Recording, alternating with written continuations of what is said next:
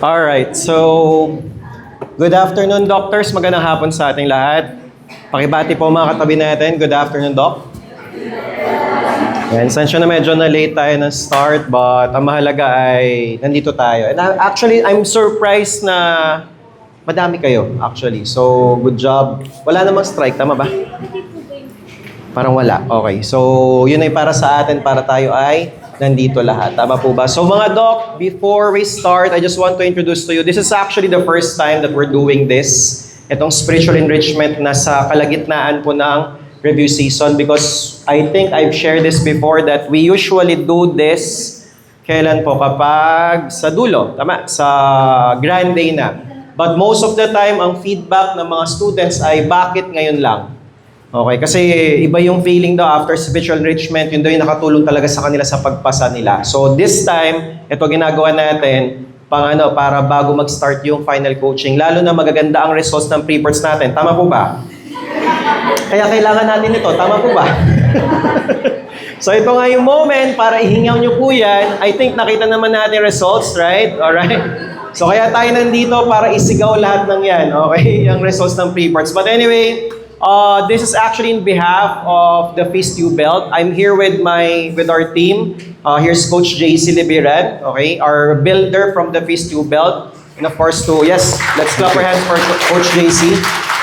And I also have here volunteers from the Feast You Belt, which are mostly from CEU, para tulungan tayo later on sa worship natin. Alright? So again, we're from Feast You Belt. Okay? So, yeah. Thank you, Coach Vince. Patapakan natin. Salamat. And of course, to Top Rock for welcoming us here. It's a blessing. Nakikita ko lang po ito sa mga videos ni Coach Vince. But finally now, we get to see you in person. Sige, pakitsa nga ang katabi. Mukha bang totoong tao yan? O baka AI? So just like what Coach Vince have shared, ako po ay representing the Feast You Belt. In fact, fresh na fresh. Kagabi po, kakatapos lang ng aming event sa McDo Picampa at we got to try it as a venue because before po nasa Jollibee USC Dapitan kami, eventually we went to Loreto sa kambal na simbahan sa St. Joseph Retreat House. Possibly some of the people got to attend or naimbitahan ni Coach Vince, and then now, ang aming pong venue ay nasa McDo Picampa para mas visible, accessible. And letting you know na apart sa mga naging kwentuhan, kainan, we had that experience of the feast, and that's also something we want to share with you. Totoo pong balita na kami ay dumiretso sa Fusion Alley after po no? At nag-food trip, no? And I believe celebrations are not just meant to be done kapag natapos na yung, di ba, pinaghandaan natin. Like for you, you're all preparing. And you're also expecting for the blessing na kayo ay makapasa. Tama ba? At hindi lang makapasa, pero mag-top. Yes? Yes. So that's also our prayer para sa inyong lahat. And definitely, we want to encourage you. Nandito po kami para supportahan kayo in your journey. Tingnan mo yung katabi mo. Mukha bang nandyan yan para supportahan ka sa journey na to? We want to give you a gift. Okay lang ba? Regalo? So that even if this happens, pag may initiative po si Coach Vince and in partnership with Top Rank and ito pong ating feast, pwede rin nyo pong ma-access yung mga resources. So, it's downloadable, the Feast app. It's available in iOS and Android store. Libre po yan, walang bayad. These are devotionals, these are inspirationals, something that can encourage you along the way. At kailangan natin yan kasi from time to time, tayo ay naapektuhan ng mga iba't ibang mga bagay, kaya maganda rin meron tayong mga pinagkukuhanan ng inspirasyon. And letting you know na currently in our feast, ang series po na ongoing is How Did We Get Here? Making sense of life when everything falls apart. Grabe, no? Ang dami na nangyayari sa buhay natin, dagdagan pa na nangyayari sa buong mundo at sa ating bansa. Kaya we're trying to ask, how do we make sense of this? And aminin natin, it affects us. Nakaka-apekto po itong mga bagay-bagay na ito. Kaya saktong-sakto, ang ganda po ng ating talk for today, which will revolve about this talk on you can. Sabihin nyo nga, you can. You can. Sabihin mo sa katabi mo, you can. You can. And Coach Vince will be giving the first part of the message. I'll come in, in the middle, and then eventually we will come in prayer. And also, we'll be sharing you some songs that will also be a good way to declare our victory, our trust, na mayroong magandang inihahanda ang ating Diyos sa ating lahat. Coach Vince? Thank you, Coach JC. Again, palapanan natin si Coach JC. And again, I want to congratulate everyone. Pakisabi sa katabi, congratulations. Congratulations! Bakit? Kasi tapos na natin ang unang phase ng review natin. Woohoo! So, we're done with the intensive phase and by tomorrow for face-to-face on Saturday, for online, tomorrow mag-start na tayo ng ating final coaching na po. Di ba? Parang kailan lang kasi simula lang natin. So ngayon, final coaching na po natin. And, ano meron sa 46? Ano yung 46? Dati 6'7" eh. Ito 46. Parang napakunot yung mga noon. Di ba? Alright, so 46, ano po yan? 46 days. Oh! Na lang or 46 days pa? Pareho. Tama po ba?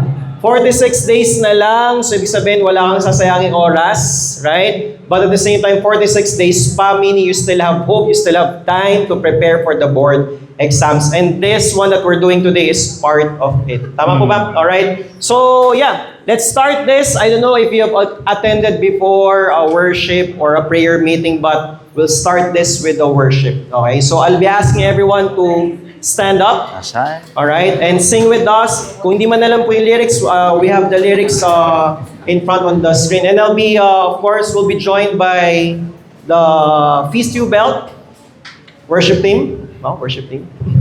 Yeah, para po i-assist tayo.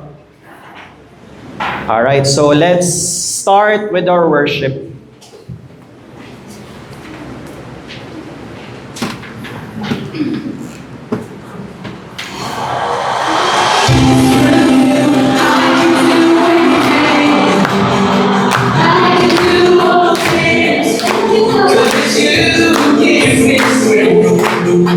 Nothing's impossible. Through you, my eyes are open. Strongholds are broken. I believe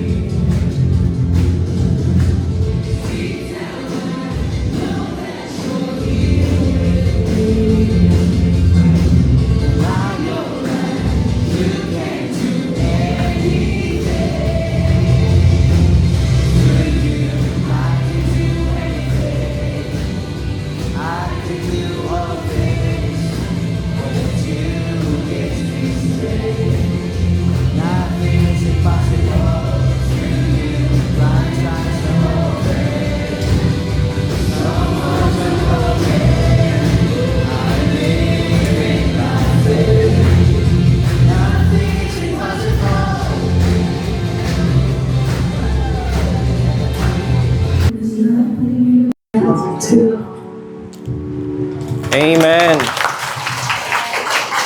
All right, let's again clap our hands for, of course, God, for the Lord, and of course, para sa ating mga from Feast You Belt na tumutulong sa atin. Maraming salamat. So, brothers and sisters, of course, doctors, we're here right now entrusting everything to the Lord. Tama po ba? Alright? Lalo na yung lisensya ang hinahangad po natin. Okay? So, before I continue, I just need to, ayusin ko lang ha, kasi sa online medyo nagkaka-problem. Wait lang po ha. Okay, so before we, of course, proceed with our worship, and of course, we'll proceed with our talk, I want to share to you our prayer sa the feast. Alright? So, let us pray all together. You can lift your hands and pray this with me. Today, I receive all of God's love for me. Today, I open myself to the unbounded, limitless, overflowing abundance of God's universe. Today, I open myself to God's blessings, healing, and miracles.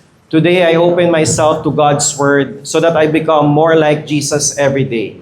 Today, I proclaim that I'm God's beloved, I am God's servant. I am God's powerful champion. And because I am blessed, I am blessing the world. In Jesus' name, amen. Doctors, we are here not just to give a talk, but actually we'll be reading the scripture. Lahat po ng ibibigay namin sa inyo sa talk na to ay according dito. Alright, so hindi naman siya gawa-gawa lang, but everything that we talk about in the feast is from the scripture. So, let's serenade the word of God and let's sing, if you know this. Thy word is a lamp unto my feet and a light unto my path. Speak to us, Lord. We're listening. So, our scripture for today, our talk will be based on this scripture, which is according to the book of Matthew, chapter 8, verse 1 to 3. So, this is about Jesus healing a man with leprosy. Nag-gen pa tayo, tama po ba? So, alam natin kung ano yung leprosy, tama? Okay? So, mga doc, please read this with me para mas maintindihan natin. 1, 2, 3, go! When Jesus came down from the mountainside, large crowds followed him. A man with leprosy came and knelt before him and said, Lord, if you are willing, you can make me clean. Jesus reached out his hand and touched the man. I am willing, he said. Be clean. Immediately, he was cleansed of his leprosy. So I hope na-imagine nyo, you have a picture in mind of what's happening. Actually, this is the first miracle ni Jesus after the Sermon on the Mount. Okay? Now, here's my question with regards to this. Mga doc, do you want to receive miracles in your life? Yes! Just like how that leper received the miracle of healing. Tama po ba? And I believe yung unang nasa utak yung miracle ay walang iba kundi yung lisensya. Tama po ba? And this license na hinahangad natin ay kailan daw po? So again, do you want to get that license this May 2026? Yes! Here's my advice to you. Kung gusto mo makuha yan, be like the leper. Pakisabi nga sa katabi, be like the leper. Be like the leper. Hindi ko po sinabing magkaketong din po tayo para po tayo ay magkalisensya. But based on that scripture, I hope ramdam nyo dun sa mga sinabi ng leper. And with what happened, ano yung nakita natin sa kanya? The leper really had what? That faith. And I hope right now you have that faith na makukuha mo, marireceive mo yung miracle na yon, yung lisensyang hinahangad nyo bilang professional dentist this May 2026. Alright? And here's our one big message for this afternoon. You can, cause He can. Sabay-sabay, 1, 3, go! You can, cause He can. Pakisabi sa katabi, go! You can, cause He can. So yan ang pag-uusapan natin for this afternoon. So again, before we sit down, let's read the Word of God. 1, 3, go! Thy word is a lamp unto my feet and a light unto my path. Again, let's clap our hands for the Lord. And you can now sit down. Sige, let's sit down. At yung mga nasa online, pwede po kayo mag-on cam kung gusto nyo po. Okay? So, yeah. Let's talk about the scripture. And let's talk about, again, the one big message sabi natin. You can, cause He can. At ano yung sabi ko sa inyo, advice ko, if you want to get that license this May 2026, be like the leper. Again, yung part ng sakit na hindi. Okay? Yung ketong, yung leprosy. But, ano ba yung meron yung leper na I pray na magkaroon tayo lahat para nga makuha yung lisensya. Okay? So, I'll be giving you 3 things. The 3 things na meron po yung leper na sana yung i-workout natin na magkaroon din tayo. And I believe naman, so far, sa ngayon, I believe we are praying for that license. Tama po? Okay, so I know naman, halos lahat tayo nagdadasal because to be honest with you, board exams po talaga ang nagsimulang maglapit sa akin kay Lord. Okay, nung syempre pag board exam, usually lalo na pag Catholics, ang kilala ng kapag mag-board exam, St. Jude. Doon po ako nagsimula. Okay, sa St. Jude every Thursday. So, dyan po ako nagsimula na mapalapit sa Diyos. So, when we are praying, I'll be giving you 3 things. Ito sana yung tumatakbo sa utak natin at meron tayo. Ano yung number 1? Number 1 is courage. Pakisabi nga, courage. And that's what the leper had. Okay, so merong courage yung leper. So again, ito same picture na ginamit ko nung dyan, Pat lecture, tama ba? Patog demonic sign, biglang nag-lecture eh. Ano yan mga doc? That's what? Lion face, right? So, you know na itong leper na to, ba't ko sinabing the leper had the courage, mga doc? If we go back to the scripture, sabi lang naman, a man with leprosy came out and knelt before him and said. So, ito pala hindi ko na point out. Sabi doon, when Jesus came down from the mountainside, large crowds followed him. Maraming tao po, sobrang daming tao yung sumusunod sa kanya. At nandun yung may ketong. Ano naman kung nandun yung may ketong, matapang na ba yun? During that time, that's already courage. Why? Because that is not allowed during that time. Bawal po makihalubilo, bawal po makisama ang may mga ketong po nung time ni Jesus. And I think alam nyo naman yan, tama ba? They're considered what? They're considered unclean. Yun yung tawag sa kanila. Kulang na nga lang sinner, di ba? Parang representation sila ng kasalanan, okay? Na yun nga, unclean po sila. So bawal po silang sumama sa mga crowds. But he had that courage. Why? Because he was desperate. Tama po ba? Tanong, are you desperate to have that license? Well, chapter 5, verse 17, pray without ceasing. Alam niyo may cease, di ba? Ceasefire, sabi stop. So, pray without stopping, meaning, continue praying. Pakisabi nga sa katabi, continue praying.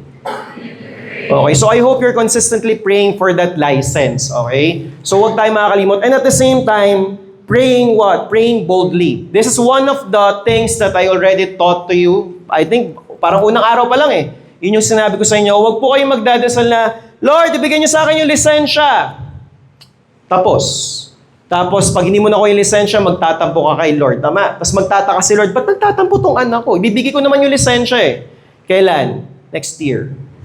Bakit? Kasi hindi mo sinabi kailan. Tama po. So you need to pray boldly. You need to what? You need to say what, when, and why. Ano yung pinagdadasal mo? Yung license. Ano yung license? Sabihin mo, as professional dentist, kasi nga baka driver's license yung ibigay sa inyo ni Lord, di ba? So, kailangan kang maging bold with that. And when? Sabi natin this May 2026. But the last thing, baka ito yung nakakalimutan natin, the why. Why do I need to say the why? That's not just for the Lord, but that's for you to be reminded na ano yung purpose mo. Kasi kung ano man yung why nyo, yan din yung naging dahilan bakit kayo nagsimulang mag-aral ng dentistry. Tama ba? So with that, when you are praying what, when, and the why, you're being reminded na ginagawa ko to para sa pamilya ko, para sa future patients ko, para sa clinic. Tama po. And lastly, of course, for the Lord. So if you're praying with that, you'll be reminded at mas magkakaroon kayo nung fire, nung drive para mag-aral pa tayo. Tama po. So again, what's the first thing that you need to have, like the leper? You need to have courage. Letter C. Okay? Next, number 2. Ano yung kailangan natin? You need to have action. So, ano yung ginawang action po nung leper? Okay, let's again read. Ito lang. Actually, hinighlight ko na. A man with leprosy came and knelt before him. Yun lang yung nakasulat dito. Yun lang yung naging action niya. But again, he had the courage na talagang makipagsiksikan dun sa crowd, tama ba? And to kneel before the Lord. Kneeling is very simple. Tama dun sa pinapakiusap niyang healing. Dun sa miracle na pinapakiusap niya. That's very simple. But how about you? Mga doc, how are your actions now for the board exams? Kamusta yung actions nyo para sa board exams? Brothers and sisters, mga doctors, sabi natin, you need to have the courage, you need to pray, but you need to have the action. Ang tanong, does God really need our actions for us to receive the miracles? Tama ba? Kailangan ba ni Lord nung actions natin para ibigay niya yon? Yes or no? Actually, somehow, as God, siya bilang Diyos, hindi niya kailangan. Diyos siya kaya niyang ibigay kahit wala kang gawin. Tama? And He can actually give it. Why? Because we are His children. Ako ba yung anak ko? Mag-push up ka muna dyan bigla, bago kita pakainin. Tama ba? Walang ganong kondisyon. I can just, bibigay ko sa inyo yung kailangan niya kasi anak ko siya. Tama po? Same with God. God can give everything that we want in life even without us doing anything. Di natin kailangan ng actions. Pero bakit kailangan natin, ito sasabi ko, second step, bakit kailangan ng actions? Why do we need to do these actions? Why? Sabay-sabay basahin, 1, 2, 3, go! Because God wants you to be involved. Wala kasing dating yung bigla na lang nandiyan yung miracle, nandiyan yung lisensya, okay. Tama po. God wants you to be involved because God wants us, number one, to learn something. Tama, with those actions na ginagawa natin, matututo tayo. Ano pa? God wants us to appreciate it. Di ba natitake for granted ang mga bagay na binibigay lang? Tama po yung mga bagay na hindi pinaghirapan, parang dadaan lang sa'yo. Wala lang sa'yo, pero pag pinaghirapan mo, grabe. Talagang ma-appreciate, i-cherish mo talaga yon. Tama ba? So God wants you to appreciate it. Okay, yung lisensyang ibibigay sa inyo ay mas ma-appreciate nyo, kaya kailangan ng actions. And eto nga, God wants us to be involved. Okay, katulad nito, these are just examples. He wants us to be involved in the miracles. Dun sa miracle ng lisensya, gusto niya mag-involve ka. Sample, katulad nito, the first miracle. I don't know if you know this, but this is the first miracle na ginawa ni Jesus. Turning water into wine during the wedding at Cana. Anong ginawa niya doon? Alam nyo, bilang Diyos, kailangan nyo ng wine, tapos may wine na kayo. Anong kinailangan niya? Ang utos ni Jesus, fill up the jar with water. Na yung jar empty, pwede naman niyang in one snap. Di ba bilang Diyos, one snap, okay na, may wine na. Lalo na, sino nag-request nun? Nanay niya yung nag-request, Mama Mary, requested for that wine. So pwedeng in a snap, nagkaroon na ng wine. But He wants us to get involved. Anong ginawa? Kailangan daw may tubig para gawin niyang wine.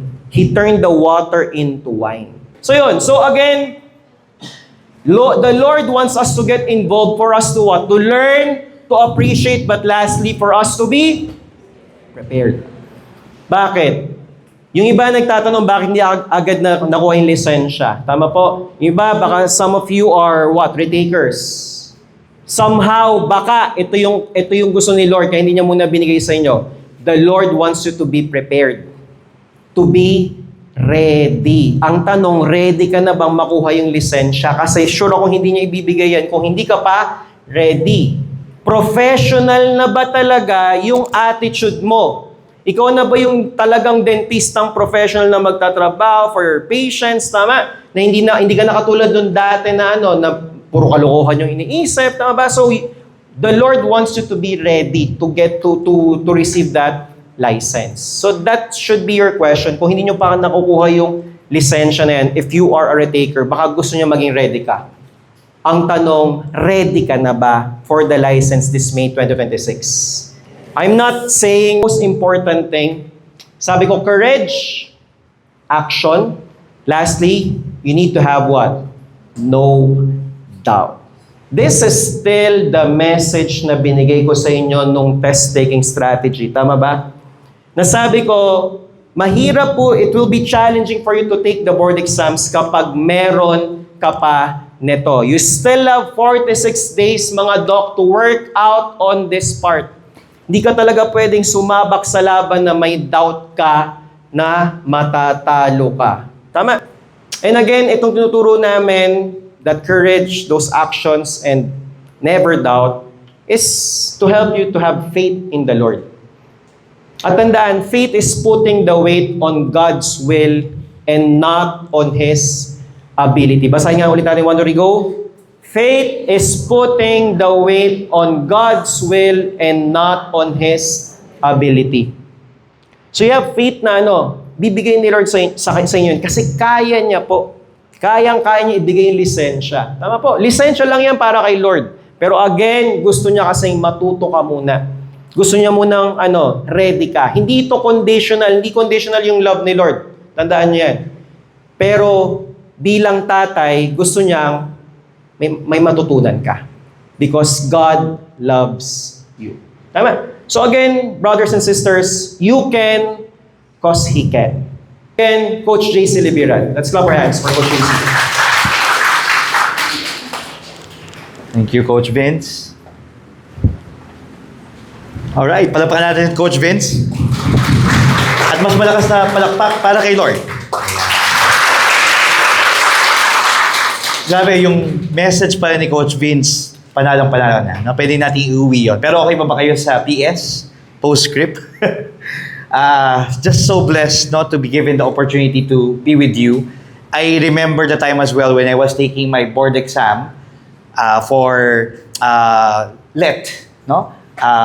Bago ko maging teacher. At yes, I also went through the ropes, no? Going to the review center and talagang yung dasal. And I remember that time, I was telling to the Lord, yung prayer ko, makapasa ako, pero kung meron kang mas magandang plano sa akin, magtitiwala ako sa iyo. And I believe it's more than just passing the exam. Ako, mas excited ako para sa inyo. Hindi lang para makapasa, hindi lang para mag-top eh. What lies beyond that? Because definitely when I look into your faces, smiling faces, hopeful, yung mga puso ninyo, hindi lang to para makapasa eh. Nandun yung gusto nyo makapaglingkod. Gusto nyo pag natapos kayo, hindi lang kumita o magkatrabaho, pero at the same time, you also get to serve and make a difference in the lives of people. Kaya tamang-tama yung sinasabi ni Coach Vince, ang top rank, and even our FISU belt here, joining with you. Definitely, we're gonna cheer for you, we're gonna pray for you, not just for you to pass this coming exam, but beyond that, yung mangyayaring mas maganda na inihanda para sa inyo. Kaya okay lang, tapikin na katabi, sabihin mo sa kanya, the best is yet to come. And I love this story ng isang mommy camel at ng baby camel. Sabi nung baby camel, Mami, pwede ba magtanong? Sige, magtanong ka anak. At ang unang tanong nung baby camel, Mami, bakit mahaba po ang pilikmata natin? Ang sabi ng baby camel, mahaba ang pilikmata para hindi tayo mapuwing sa sandstorm. At ang sabi ng baby camel, wow! Ano sabi? Wow! Ayan, no? Mami, second question, bakit po tayo merong mahabang paa, legs? Mahaba ang legs para kayanin natin ang paglalakbay sa disyerto. At ang sabi ng baby camel, wow! Di ba? Finally, Mami, bakit po tayo may kuba sa likod? Para may food storage tayo at meron tayo, di ba? Water storage sa paglalakbay sa mahabang, di ba? Paglalakbay sa disyerto. At ang sabi ng baby camel, Mami, ang galing. Meron tayong pilikmata para hindi tayo mapuwing sa sandstorm. May mahabang legs para kayanin ang paglalakbay. Meron tayong kuba sa likod para may storage ng food or water. Nagtataka lang ako, Mami, bakit po tayo nakukulong sa zoo? Sayang. Sabihin sa katabi, sayang. I believe God has given us so much, gifts, talents, passion, everything. And you are now given the opportunity to unleash it, not just this coming exam, but even beyond the exam. Kaya excited na po kami na makawala kayo. Sabihin sa katabi, palayain mo na ang sarili mo. Coach JC, ano ba yung mga maaring nakaka-apekto kung bakit hindi tayo malayang maagalaw o hindi natin ma-reach yung fullest potential natin? Ito bato-bato sa langit ang tamaan sa pool. Because most of us, we want control. And when you say control, we want to control everything. Pero aminin natin, there are things beyond your control. Sa buhay natin, may mga bagay na bigla na lang mangyayari and sometimes it's beyond our control because hindi tayo ang merong naging, di ba, dahilan o gumawa. Another thing that we should watch out for is complaining. Pag reklamo ka ng reklamo, tingnan ng katabi, mukha bang reklamador yan? Kasi aminin natin, yung bang reklamo mo, makakadagdag at makakapagbigay ng solusyon? Baka maybe instead of just talking, maybe you think of how can I be part of the solution. And then finally, we have here comparing. At aminin natin, social media is really good. It can be used to be a force for good, but at the same time, it can also be used to affect us in terms of our mental health.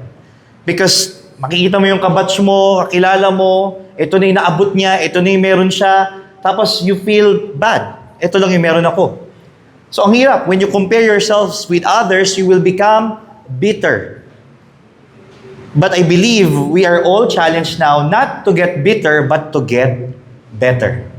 Sikuhin ang katabi. Sabihin mo sa kanya, let's get better together. So ito pangako nyo Everybody look at me. Pangako nyo hindi lang makapasa. Pangako nyo hindi lang mag-top. Ang pangako nyo, when you have that license, every day, when you're given the opportunity now to practice, take it as a mission, and dapat every day you're getting better and better. We won't be doing anything that would, di ba, pinaghirapan nyo, tapos biglang all of a sudden, biglang masisira ang reputasyon mo. It can be taken away from you. And that's why I love this. From Philippians chapter 4, verse 13, together, I can do all things through Christ who strengthens me. Gets na natin yan, no? Magaling tayo, may capability tayo, genius tayo, nandyan yan, talentado tayo, pero wag nating kakaligtaan, all of that came from God. And when we acknowledge Him, when we know that we have Him in the journey, kahit ano pang pagsubok, kakayanin natin. Aminin nyo to, marami ng pagsubok na dumaan sa buhay ninyo, kinaya mo. Kung kinaya mo dati, kakayanin mo ito. Malayo pa, pero malayo na. Tapikin na katabi, sabihin mo sa kanya, you can. Because He can. Ako po, basketball fanatic, and one of my favorite player is no other than Steph Curry. The best three-point shooter. No? At least as we speak now. No? Pero grabe talaga itong maman to. And we all know that Curry is known for him declaring with conviction yung pananampalataya niya. Every time bago siya maglaro, he would write it down sa kanyang sapatos. Philippians chapter 4, verse 13. I can do all things through Christ who strengthens me. Eh, grabe yung mama. He's just a 1-minute highlight of how he started and how he's going. I think anyone could envision what he's doing on the basketball court. The star of a tournament whose legend continues to grow, Stephen Curry. The Golden State Warriors select Stephen Curry. Quite simply, is the best shooter in the draft. Every question I got was, how are you? You can be doing a great halo story. You got an enemy that kind of holds you back from reaching your full potential. He's cooking with some hot grease fire. Curry to It is amazing what Steph Curry can do with basketball. The Golden State Warriors are the 2015 NBA champions. Curry, wait a time! First unanimous selection in entire history of the NBA. To all time is complete. You have until you continue to get better, you got to get ready for hitting all of The greatest shooter I have ever seen in my life. A round of applause, Steph Curry. Palapakan natin. He just celebrated his birthday, and you know, I'm sharing this with you because every time he makes that shot, you know what he does, no? He does this. Sa puso, and then he points up. As if he's saying, Lord, di ko kaya ito, pero dahil kasama kita, kaya ko. I can do all things through Christ who strengthens me. Si Curry, yun ang signature move niya, no? Pero kayo, this coming, di ba? Exams. What will be your signature move? If you don't have yet, pwede naman gano'n, di ba? Kanya-kanyang style yan, di ba? But the point is, hindi niya kaya kung wala ang Diyos. And I love, again, our theme, our message, Coach Vince, you can. Because what we want to break is this, the I can't mentality. And aminin natin, there's always that imposter syndrome. There's always that hindi mo kaya. There's always that voice, the lies, that is pulling you down. And in our lives, we have to catch ourselves. Kailangan natin talagang makita yung mga limiting beliefs, yung mga disempowering beliefs, no? Instead of that, it's about time for us to rewrite the script. Utang na loob, baguhin na natin yung script. No? Kung it's something that's pulling you down, you need to shift. Everybody say that word, shift.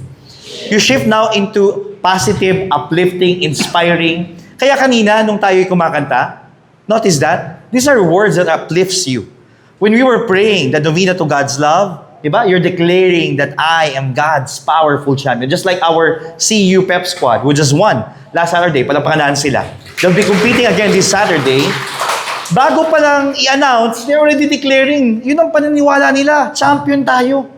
So I believe that's something that will really, you know, give us the heart para maipagpatuloy yung mga upcoming challenges natin. Beyond the board exam, beyond, di ba, passing it. Ako, personally, ang dami kong drama sa buhay ko when I look back. Bata pa lang ako, maliit, just like Curry, maliit siya eh. Hindi siya inaasahan talagang mag-rise to stardom. And I was bullied a lot, no? Kinukuhanan ako ng pagkain, kung ano-ano ang mga trip na ginagawa sa akin. I was bullied. Apart from it, syempre, hindi maiwasan, no? Meron akong mga hinahangaan, meron akong mga crush. Yun nga lang, yung crush ko, iba ang crush. So I really had a lot of heartbroken moments, no? Yung inisip ko na lang, overqualified ako. Kaya hindi ako pinili. No? Yun na lang inisip ko, di ba? Tapos ito pa, when I was in second year high school, alam nyo, I was framed up. I was really framed up, and then I was beaten up in public, humiliated. Binugbog po ako. Yung tipong wala akong nagawa, sinalo ko lang lahat ng mga suntok nila. Tapos nandun yung urge, nagaganti ako. Sabi ng kapatid ko, gumanti tayo, tatawagin ko ang Avengers at Justice League, di ba? Pwede kaming gumanti, pwede kaming rumesback. But we didn't do that. Because again, magpapatuloy lang yung away, yung abuse. Fast forward to the day, when I look back, drama yun eh. But that's not me. Buti na lang, I was able to discover the feast. I was mentored. And then fast forward, hindi na drama dapat yung bigyan ko ng focus. I'm sure marami rin kayong drama sa buhay ninyo. Sige, pakitsak ang katabi. Mukha bang maraming drama sa buhay yan? Okay yun ha, okay magdrama ha. Pero, sabihin nyo nga again, say that, pero, huwag masyado matagal. Huwag masyado matagal. Okay magdrama, no? Okay magdrama. Fast forward, yung drama na yon, I made use of that. My wounds became my stepping stones to where I am. I get to share it. No? Inspirational talks, retreats, team building. I get to visit different organizations, not just here in the Philippines, Luzon, Visayas, Mindanao, but also all around the globe. By sharing my stories, the wounds has become wisdom. The trials has become testimonies. And all of this, pain became my fuel for my purpose. So gamitin nyo yan. Hindi lang sa upcoming na exam, pero para magpatuloy na magwagi sa buhay. I wear a lot of hats, literally just like right now. By profession, teacher po ko. Yes, I got that license. Pero minsan hindi lang yun eh. May inihahandang maganda sa'yo ang Diyos. I may not be teaching now, but I'm really more on adding value and making the difference in the lives of people. And one of them is really looking after the Feast Jubel. Kaya alam nyo, first time nyo ma-experience ito or possibly nakabisita kayo sa amin, I see some familiar faces, you're welcome to join us, no? Kasi kailangan natin ng suporta. Kailangan natin people that can journey with us and can grow with us. One personal thing that I wanted to share with you as well, hindi naman natatapos yung mga drama eh. Alam nyo, nung kaming mag-asawa, my wife Milen, wanted to have a child, it was really difficult for us. One failed pregnancy, mabigat na eh. Yung nawalan ka ng anak. But for us, 4 na beses po. Laging magpapasko, mag-anniversary kami. You see, those are a lot of drama moments. Pero buti na lang, meron kaming pamilya, meron kaming kaibigan, meron kaming community. These are the people who journeyed with us, prayed for us. And fast forward, after 4 failed pregnancy and 5 years of waiting, now, we are enjoying the gift of parenthood. At ang aming pong anak ay magta-turn na 10-year-old this coming December. Kaming mag-asawa will be turning 15 years this coming December as well.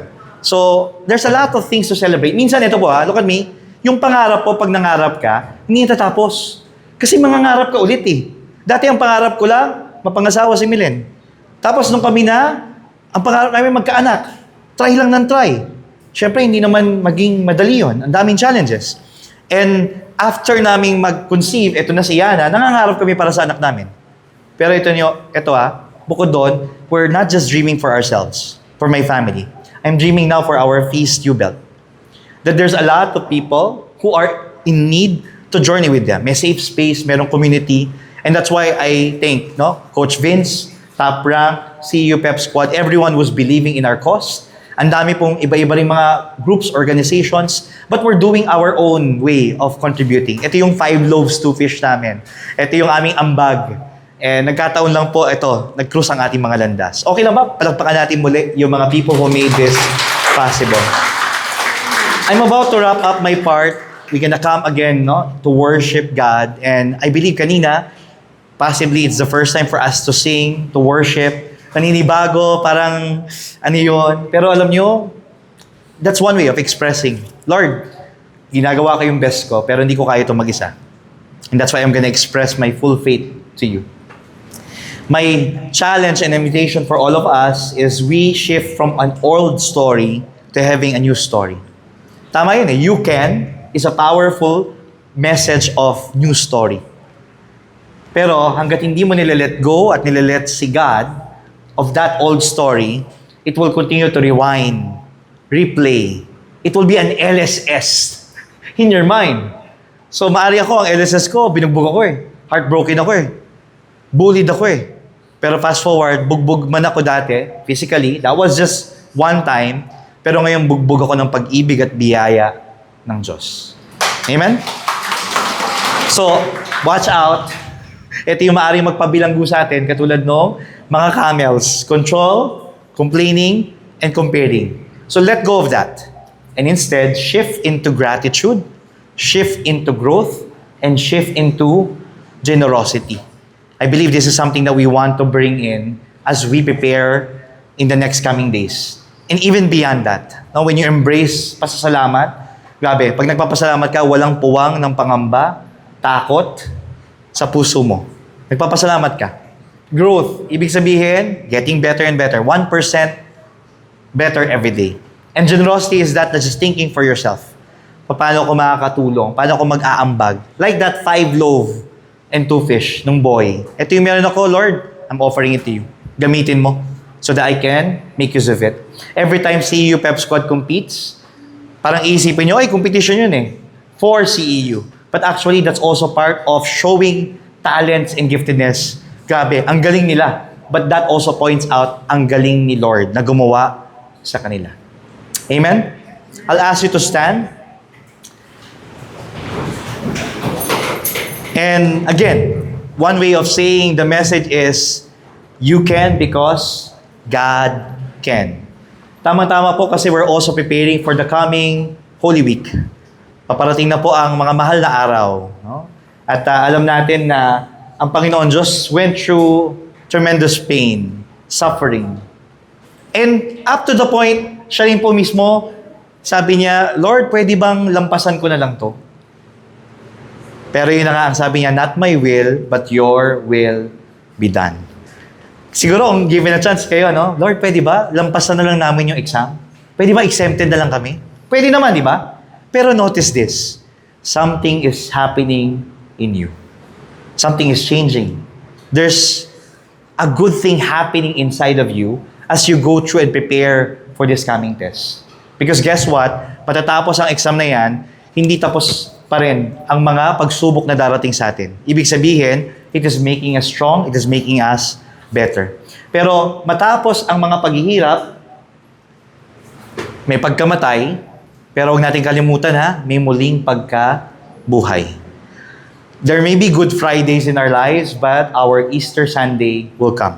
And I'm excited, and we are looking forward sa mga upcoming celebrations ninyo, o di ba? Next time na magkita-kita kayo, hindi lang yung mga mukha kabadong-kabado. Yung mga mukha nyo excited because yes, finally you got that prayer of that license and you are now excited to serve. You are now excited to make a difference in the lives of people. I'll call Coach Vince once again, and before we worship even our team, no? I want you to take a look at it again. Ito ba yung pinapangarap mo? Ito ba yung ginugusto mo? And I believe apart from this, marami ka pang gusto. Huwag kang maiyak. Sabihin mo sa Panginoon, during our prayer, during our worship, bring it before God.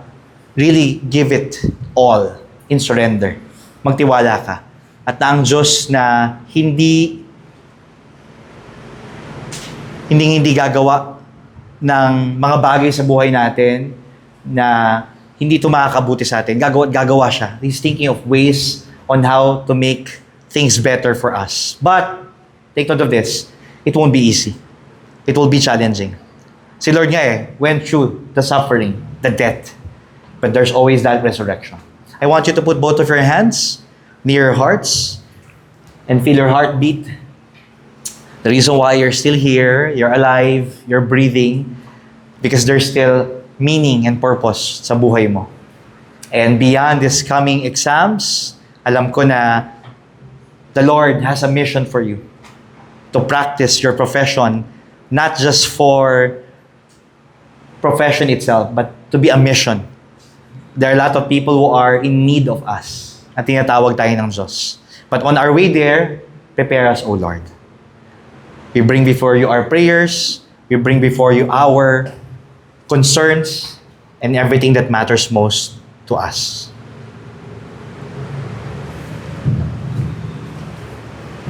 Now, as we worship the Lord again with this song, think na mga doc, the Lord is in front of you. Amen. You can raise your hand. You can just put your hands sa harap nyo, imagining that God is giving you that license. Anything, kung anong na-feel nyo. You can also close your eyes kung nadidistract ka with everything. But you can sing this with the lyrics or ikaw bahala. Basta I want you to feel the presence of the Lord right